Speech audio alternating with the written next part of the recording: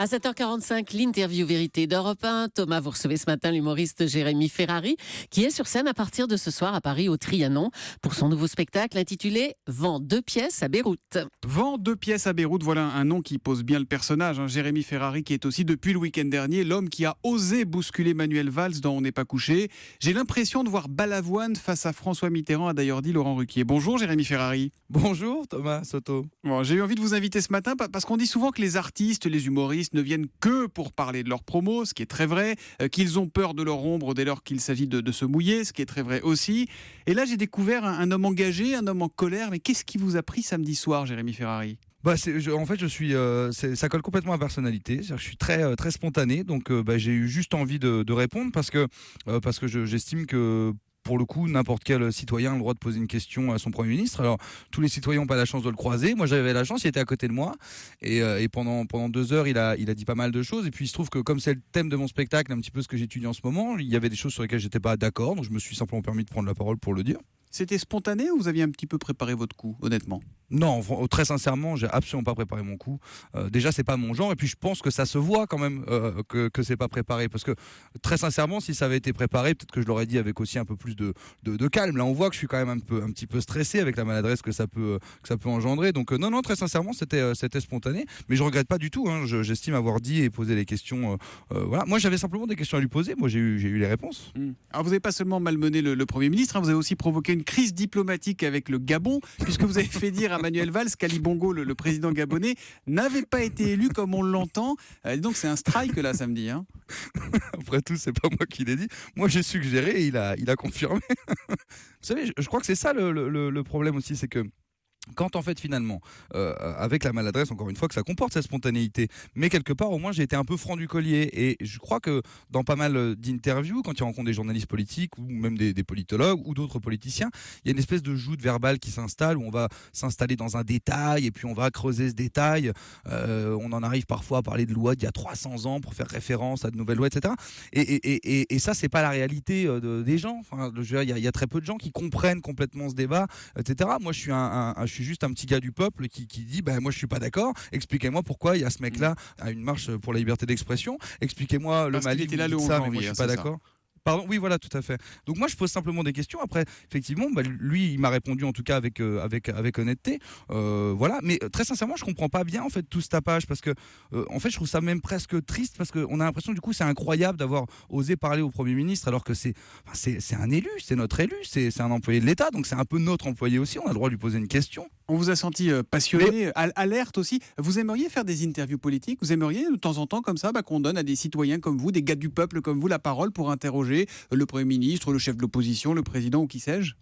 Pas moi spécialement, parce que je veux pas déclencher des crises diplomatiques dans le monde entier.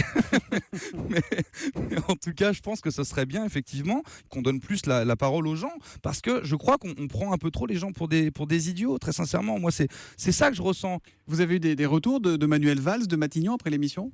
Oui, il m'a invité en vacances là cet été. On part au Maroc. Non, j'ai pas eu de retour. Bon, on en vient à votre spectacle, Jérémy Ferrari. Vends 2 pièces à Beyrouth, que j'ai pas encore vu. La première parisienne, c'est ce soir au Trianon. Bon, déjà, c'est quoi ce titre, Vends 2 pièces à Beyrouth ? Parce qu'en fait, dans le spectacle, je parle en fait je me suis intéressé à qui pouvait rendre la guerre heureuse. Parce que moi, j'ai du mal à croire que quand il y a une guerre, c'est la faute du hasard. Moi, je pense qu'une guerre, elle est décidée. Donc, je me suis dit, ça veut dire que si on nous ment sur les raisons, ça veut dire que ça apporte des intérêts à d'autres gens. On s'aperçoit que les entreprises d'armement, ça peut leur servir. Les ONG, est-ce qu'elles sont toutes honnêtes ?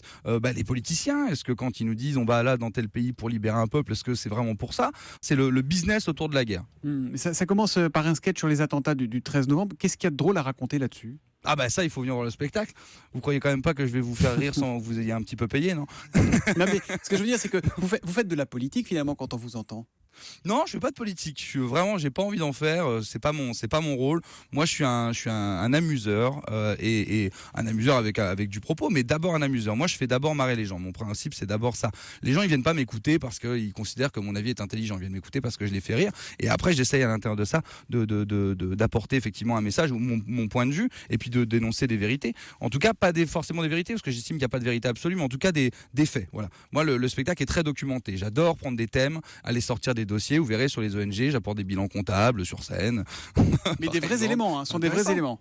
Ah ouais, bien sûr. En tout cas, d'arriver avec des éléments. Parce que je trouve qu'en fait, il n'y a rien de plus absurde que la réalité. Par exemple, dans un des sketchs du spectacle, je joue le pompiste qui a dit Ah, les frères Kouachi viennent de passer dans ma station pour acheter, je sais pas quoi, des sandwichs. Personne n'a fait sketch sur ce mec. Alors que quand même, c'est quand même incroyable ce qu'a vécu ce mec. Le gars, il est en train de regarder BFM TV, ou peut-être de vous écouter, Thomas Soto, très certainement. J'espère bien. Et tout d'un coup, à un moment donné, il y a les deux mecs qui rentrent, qui prennent des sandwichs et qui se barrent. Qu'est-ce qui s'est passé dans la tête de ce mec-là? Ça, c'est quand même une situation totalement absurde. Donc, par exemple, je joue ce personnage. Les frères Kouachi qui deviennent les frères Pois Chiche, c'est ça dans ce sketch. Ouais, oui, il a mal entendu à la télé, donc il les appelle les frères Pois Chiche. Et la police répond qu'ils peuvent venir que fin d'après-midi. Je vous pose la question tarte à la crème de l'année 2016. Peut-on rire de tout, Jérémy Ferrari?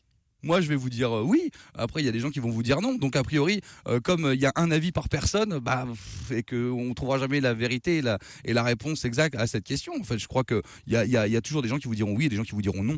Mais où vous mettez vos limites, vous? Il n'y a aucune limite? Non, il y en a. Alors vraiment, alors là pour le coup, je crois vraiment qu'il n'y en a aucune. La seule limite, alors après, je vais vous sortir une phrase un peu bateau, je déteste cette phrase, mais bon, ça elle est quand même un peu vraie. C'est la seule limite, c'est de faire rire les gens. Je vais vous dire un truc beaucoup plus sincère en fait. Je crois qu'on s'écoute trop parler, même les artistes en fait. Donc je vais arrêter de le faire. En fait, il faut vraiment écouter les gens. Moi, quand j'écris des vannes, quand j'écris des sketchs et tout, j'ai plein de gens autour de moi. J'ai lu mes sketchs à ma petite cousine de 14 ans.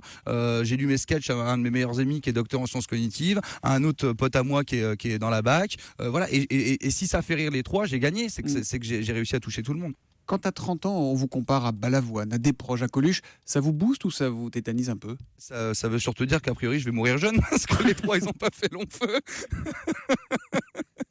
Je sais pas si c'est très chouette. Non, mais c'est très flatteur et en même temps, ouais, ça me gêne beaucoup parce que je crois que je suis meilleur pour me disputer avec les gens que pour recevoir des compliments. Donc, il faudrait qu'on s'engueule un peu, Thomas. Alors, ça va venir, mais je vous connais pas encore assez. Bon, vente de pièces à Beyrouth, ça commence ce soir. Vous sentez comment là? Vous faites pas trop le malin quand même, non? Ou...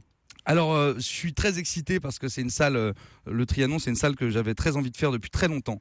Bien sûr, j'ai le track parce que de toute façon, je suis un immense tracker, donc, mais je suis surtout très très excité parce qu'en plus, je me suis pas encore confronté au public parisien. Bon, on va pas s'engueuler tout de suite, mais je vais vous dire merde alors. Merci Jérémy Ferrari d'avoir été sur Europe 1 ce matin. Pour le Trianon, c'est complet. En revanche, il y a 2 dates supplémentaires à l'Olympia Paris. Ce sera les 3 et 4 juin prochains. Merci, bonne journée et bonne soirée C'est surtout. moi qui vous remercie.